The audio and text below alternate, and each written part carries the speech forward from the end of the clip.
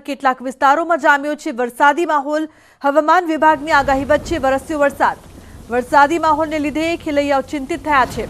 તો રાજકોટ અને સુરતમાં પણ વરસાદ વરસ્યો।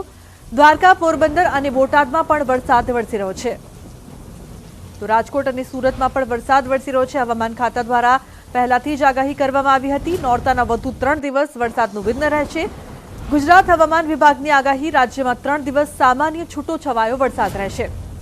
તો 3 દિવસ બાદ વરસાદની કોઈ આગાહી નહીં। અમદાવાદમાં ક્યાંક છૂટોછવાયો વરસાદ રહી શકે છે। તો 3 દિવસ બાદ દક્ષિણ ગુજરાતમાં વરસાદ રહી શકે।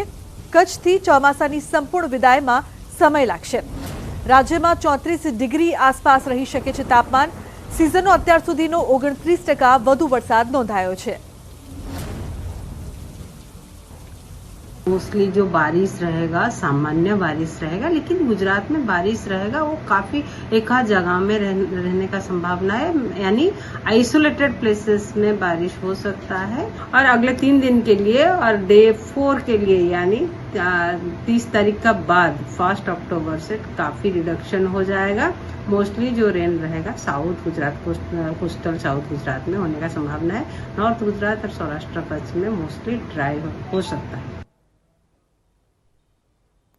तो नवरात्रिમાં વરસાદી રંગમાં ભંગ પાડ્યો છે। ત્યારે રાજકોટમાં પણ ત્રીજા નોરતે મેઘરાજાએ પધરામણી કરી છે। શહેરના અનેક વિસ્તારમાં કાળા ડિબાંગ વાદળ સાથે વરસાદી માહોલ, જેમાં શહેરના રૈયા રોડ, સાધુ Vaswani road, university road, 150 foot ring road સહિતના વિસ્તારમાં વરસાદી માહોલ જામ્યો છે। વરસાદના આગમનથી ખેલૈયાઓ અને આયોજકોમાં ચિંતાનું મોજું ફરી વળ્યું છે।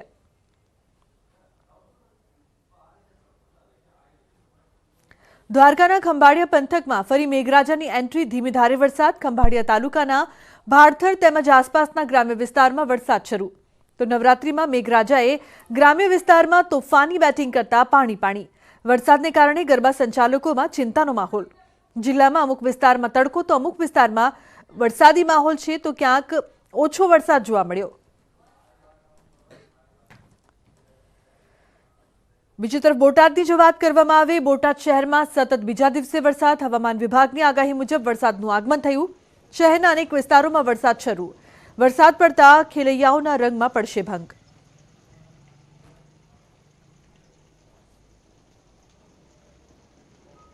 તો બોટાદ શહેરમાં સતત બીજા દિવસે પણ વરસાદ। રાજ્યમાં ફરી એકવાર મેઘરાજાની ધમાકેદાર એન્ટ્રી થઈ છે। ત્યારે અમરેલી જિલ્લાના કેટલાક વિસ્તારમાં પણ વરસાદી માહોલ, જેમાં સાવરકુંડલા શહેરમાં બપોર બાદ અચાનક વાતાવરણમાં પલટો આવતા પવન સાથે વરસાદી ઝાપટું આવ્યું। ગરબાના રંગમાં ભંગ પડે એવી શક્યતાઓથી ખેલૈયાઓ નિરાશ થયા છે। ભારે બફારા બાદ વરસાદ આવતા વાતાવરણમાં ઠંડક પ્રસરી છે।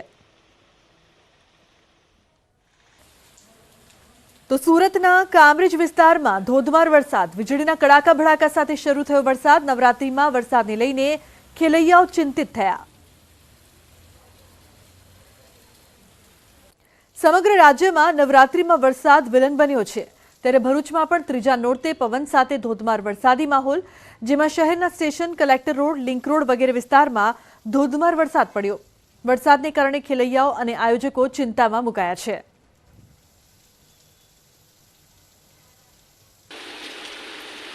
આગળ વાત કરીએ પોરબંદરની। પોરબંદર જિલ્લાના બરડા પંથકના અમુક ગામોમાં વરસાદ વરસી રહ્યો છે। બરડા પંથકના ભૂમિયાવદર ગામે વરસાદ। ગઈકાલે અને આજે પણ બપોરના સમયે સતત વરસાદને કારણે ખેડૂતોના ઊભા પાકને અને ખેતરમાં પડેલા પાકને નુકસાન।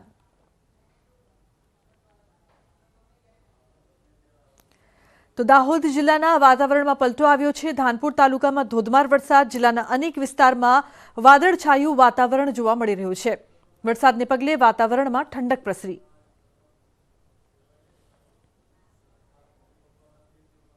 તો ધાનપુર તાલુકામાં પણ ધોધમાર વરસાદ વરસી રહ્યો છે।